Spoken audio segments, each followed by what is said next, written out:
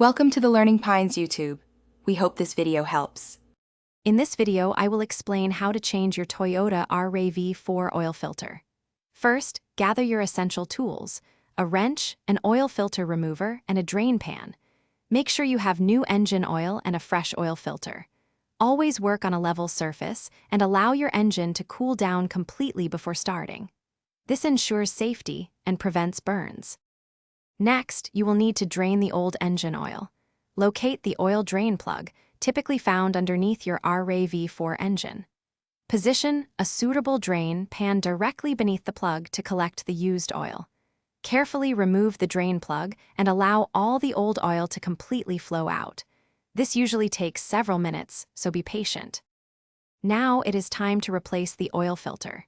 Use an oil filter wrench to loosen and carefully remove the old filter. Before installing the new one, apply a thin layer of fresh engine oil to its rubber gasket.